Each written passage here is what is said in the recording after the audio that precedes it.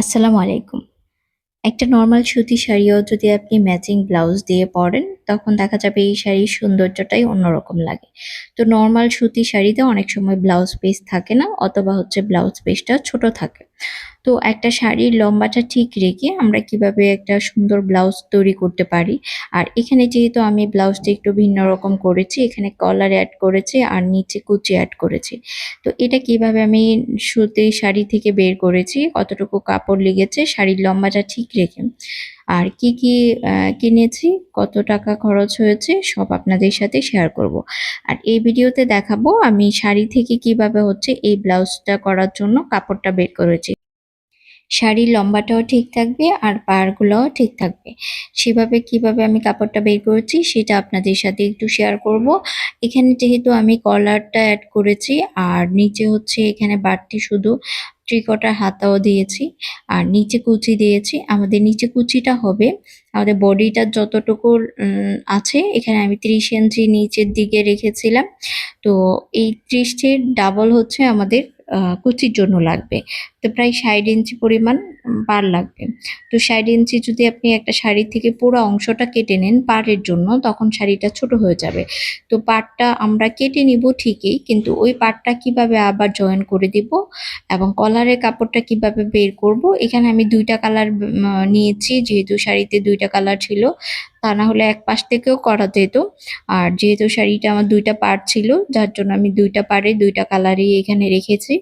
আর পিছনে যে আমাদের নরমাল ব্লাউজ আমরা যেভাবে রেডি করি সেভাবেই রেডি করব। তুলনামূলক একটু লম্বা হবে ব্লাউজটা এটা করার জন্য। আর যারা আমরা হিজাব করি তাদের জন্য এই ব্লাউজগুলো অনেক বেশি সহজ হয়। আর এই যে শাড়িটা, এটা অনেক দিন আগের একটা আমার মার শাড়ি। পরবো বলে রেখে দিয়েছিলাম আর কখনো ভাঁজ খোলা হয়নি। তো প্রথমেই আমরা চলে যাব শাড়ির যে অংশের নিচের যে অংশ থাকে, আমাদের ব্লাউজ পিস যেদিকে থাকে ওইদিকে। তো এটা আপনারা ৪০ বডি পর্যন্ত আমার মনে হয় আপনারা এভাবে বানাতে পারবেন। কুচিটা যদি একটু কম হয়ে যায় তাহলে আপনারা দেখবেন। আর যারা ৩৬ বডি পর্যন্ত থাকে তাদের দেখা যায় এতটা লাগে না। যারা মোটা-সোটা তাদের জন্য শাড়িটা অনেক বড় লাগে। তো প্রথমে হাতাটা আমি নিয়ে নিব। হাতাটা লম্বায় নিয়েছি আমি ১৭ ইঞ্চি। আর কারণ আমি ১৬ ইঞ্চি পরিমাণ রাখবো হাতাটা। আর এভাবে রেখেছি ৮ ইঞ্চি পরিমাণ। আর আমার এখানে থাকবে উম লম্বা ১৭ ইঞ্চি পরিমাণ নিলাম, কারণ ১৬ ইঞ্চি পরিমাণ নিব। এখানে ৩ ইঞ্চি পরিমাণ দাগ দিয়ে নিয়ে হাতার যে মেজারমেন্ট সেটা করে নিব। প্রথমেই আমি পাড় সহ হাতাটা করে নিলাম, যেটা আপনারা আমার ব্লাউজে দেখেছেন। আর এটা বাকি হাতার অংশটা চলে যাওয়ার পর বাকি যে কাপড়টা সেটা একটু আমি ১১ ইঞ্চি করে লম্বাটা মাপ দিয়ে তারপরে আমরা নিয়ে নিব। পাড়টা বাদ দিয়ে মাপ দিলাম এখানে। আর এইদিকে আমার ২ টা বডির জন্য আমি ১৩ ইঞ্চি লম্বায় রাখবো। আর এটা আমার বডির যে মাপটা থাকবে সেই মাপটা। এখানে আমি ১১ করে তাহলে ২২, এটা ২ টা পার্ট আলাদা, আলাদা বের করব। ২২ তাহলে আমার ৪০ এ পরিমাণ বের হবে বডি। আর এটা আমার লম্বার শেস্তের যে মাপটা এটা। তাহলে এটা ২ টা ভাগে যেহেতু করব তাহলে আমি ২ টা পার্টের জন্য ২৬ নিয়ে নিলাম। ১৩ লম্বা আর এই দিক দিয়ে ১৩। তো এভাবে আমরা হাতাটা আর বডিটা বের করে নিব। এখানে পার্টটা যেটা এটা আমি বাদ দিলাম।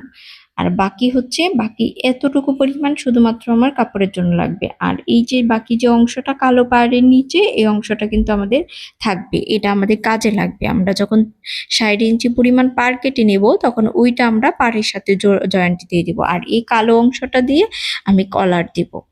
তো এখানে আমি শাড়িটা টপসটা এভাবে কেটে বের করে ফেলবো। আর বাকি যে অংশটা আমরা ৬০ ইঞ্চি পরিমাণ, এই যে এখান থেকে আমি ৬০ ইঞ্চি পরিমাণ কেটে নিয়েছিলাম। কিন্তু আমি ৬০ ইঞ্চি পরিমাণ এখান থেকে শাড়িটা কেটে না দিয়ে যেটুকু পায়ের জন্য কেটেছি, ব্লাউজ করার পর আমার যে বাকি অংশটা থাকবে ওই কাপড়টা কেটে আমি এখানে জয়েন করে দেব। তাহলে এই অংশটা শুরুর দিকে আমার দেখা যাবে। এই অংশটা আমরা যেখানে প্রথম যে শাড়িটা পরি যেখানে দেই ওখানেই চলে যাবে। তখন বোঝাও যাবে না। আমার পাইপটাও ঠিক থাকলো। এদিক দিয়ে আমার এভাবে শাড়িটা হয়েও গেল। তো এটা হচ্ছে আমি জাস্ট কিভাবে কাপড়টা কেটে নিলাম সেটা আপনাদেরকে, এবং পাটটা কিভাবে বের করলাম এখান থেকে সেটা আপনাদেরকে শেয়ার করলাম। আর পরবর্তীতে আপনাদের এই টপসটা কিভাবে সম্পূর্ণ কাটিং থেকে শুরু করে সম্পূর্ণ আপনাদের পরের একটা ভিডিওয়ে আসবে, আপনাদেরকে সেটাতে আমি সম্পূর্ণ দেখিয়ে দিব। এই টপস বা কুর্তি, এটা আপনারা কুর্তি হিসেবে, কুর্তি না, এটা আপনারা টপস হিসেবেও স্কার্টের সাথে পরতে পারবেন এভাবে। তো এটা হচ্ছে হিজাবটা ম্যাচিং করে অনেক দোকান ঘুরে টুরে সব ব্র্যান্ডের দোকানগুলো দেখলাম, কিন্তু কালার ম্যাচিং করে পাচ্ছিলাম না। অবশেষে মাত্র ১৫০ টাকার মধ্যে এই কালার একদম সেম ম্যাচিং করে পেলাম। আর কালো যেটা সেটা ৩০ টাকা দিয়েই কিনেছিলাম আমি। আর এই মালাটা আমি নেপাল থেকে এনেছিলাম। নেপালি টাকায় মনে হয় ৩০০ টাকার মতো বা ২০০ টাকা নিয়েছিল। তো এটাও হচ্ছে আমি একটু লম্বায় ছোট হয় বলে আমি ব্লাউজের নিচে পিন দিয়ে করেছিলাম। আপনি যখন ম্যাচিং করে কোনো কিছু কিনতে যাবেন তখন দেখবেন দোকানদাররা ম্যাচিং কোনো কিছু পেয়ে যাবেন, তখন তারা দামটা একটু বেশি বলবে। সেক্ষেত্রে আপনি দামাদামি করে নিতে পারেন। যেরকম এটার দাম চেয়েছিল ৩০০ টাকা, আমি নিয়েছিলাম ১০০ টাকায়। আর এই লেন্সগুলো ১ম কিনি, কালার ম্যাচিং হয়নি। পরে অন্য একটা দোকানে গিয়ে এই লেন্সটা পাই। আর এই লেন্সগুলো নিয়েছিলাম ২০০ টাকা দিয়ে। এগুলো আগে আমি ৩০০ টাকা দিয়েও নিয়েছি। কিন্তু এবার একটু দামাদামি করার কারণে আমি ২০০ টাকা দিয়েই নিয়েছি। আর আমি রিমি গ্ল্যামার ওয়ার্ল্ড আমার নামে বিউটি পার্লার আছে, সেখানে আমি নিজে সেজে নিয়েছিলাম। আর হাতের চুড়িগুলো আগে ছিল। পরবর্তী ভিডিওতে এই ব্লাউজটির ড্রয়িং এবং কাটিং কিভাবে করেছি সেটা আপনাদের